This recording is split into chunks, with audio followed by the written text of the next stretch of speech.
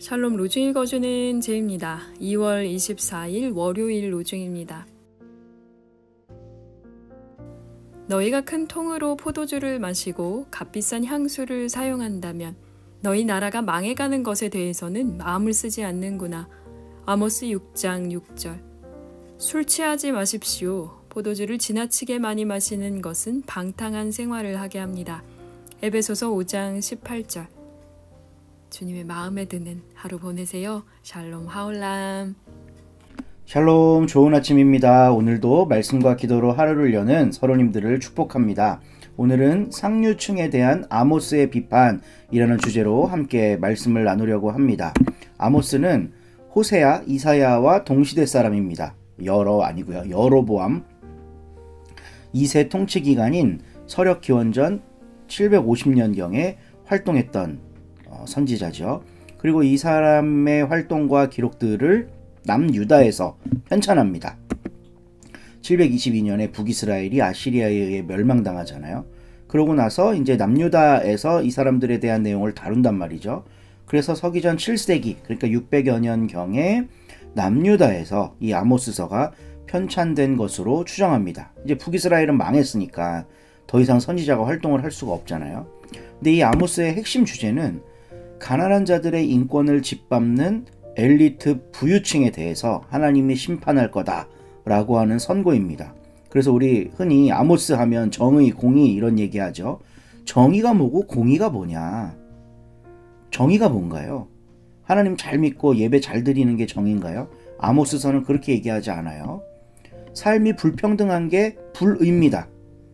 누구는 굉장히 부유하게 살고 누구는 굶어 죽으면서 살고 이런 양극화를 불의로 보는 거예요. 그러면 하나님의 정의가 회복된다는 건 그런 불의적 상황들이 정리되고 그 불의적 상황을 부추기는 세력이 심판당하는 거, 이게 이제 하나님의 정의가 서는 거겠죠.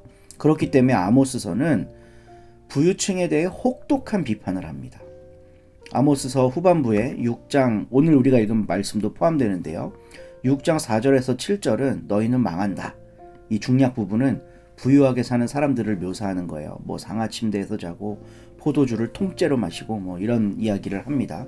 그러니까 부유한 사치스러운 삶을 살아가는 사람들을 이 중약 부분에서 쫙 서술을 해요. 근데 이 사람들이 그렇게 하는 동안 요셉의 집이 망하는 것은 걱정도 하지 않았다는 거예요. 이게 무슨 말일까요? 자기의 탐심을 채우느라 요셉의 집은 북이스라엘을 말합니다. 북이스라엘은 전통적으로 에브라임 지파가 왕을 많이 했으니까 이제 요셉의 후손들이 북이스라엘의 주축이 되거든요. 그러니까 나라가 망하든 말든 상관없이 내 안전, 내 부유함 이것만 지키면 된다는 거예요. 근데 아모스서는 뭐라고 하죠? 그들이 맨 먼저 사로잡혀 끌려갈 것이다. 그 부유한 사람들이 아시리아에 멸망당할 때 제일 먼저 사로잡힐 거라는 거예요. 한번 생각해 보세요. 이 민족이 이 나라에 쳐들어왔어.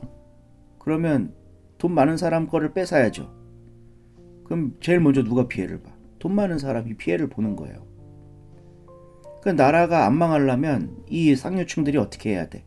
백성들과 함께 자기 걸 나누면서 힘을 합쳐야 되는 거죠. 근데 그걸 안 한다는 거예요.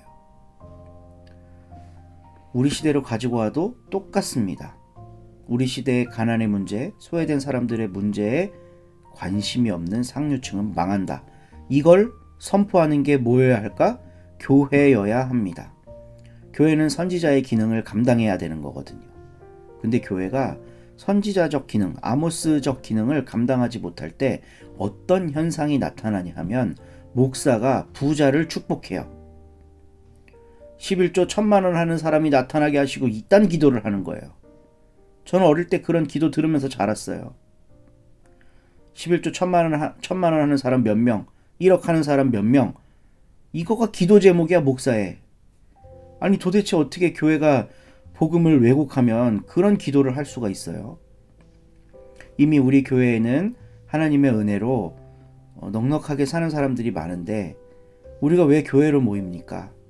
그 넉넉함을 사람들하고 나누기 위해서 우리 모두가 변화되고 마음이 하나 되게 해주십시오. 이렇게 기도를 해야지. 근데 그렇게 기도하면 부자들이 기분 나쁘죠. 그러니까 더 부자 되게 해달라고, 더 잘 살게 해달라고, 더 힘있게 해달라고 고지론 같은 거 말하는 거예요. 높은 데 올라가야 좋은 일 할 수 있다. 그러니까 높은 데 올라가게 해달라고 기도해라. 이거를 교회가 가르쳐요. 오병이어 사건을 갖고 예수님이 아무것도 없는 거에서 5천 명을 먹일 만한 걸 만들어내신 거잖아요. 그러니까 사복음서에 다 나오는 기적이란 말이죠. 그거를 보고 은혜 받은 한 사람이 역시 5천 명을 먹일 만한 그릇이 돼야 돼. 하나님, 저에게도 5천 명을 먹일 만한 그런 능력과 그릇을 허락해 주십시오. 기도의 목표와 방향성이 완전히 잘못됐습니다. 이 시대에도 가난한 사람들이 많습니다. 소외된 사람들이 많습니다. 그런데 그런 이유는 상류층이 많이 갖고 있기 때문입니다. 그것들이 허물어지게 해주십시오. 그래서 계곡이 메워지게 해주십시오.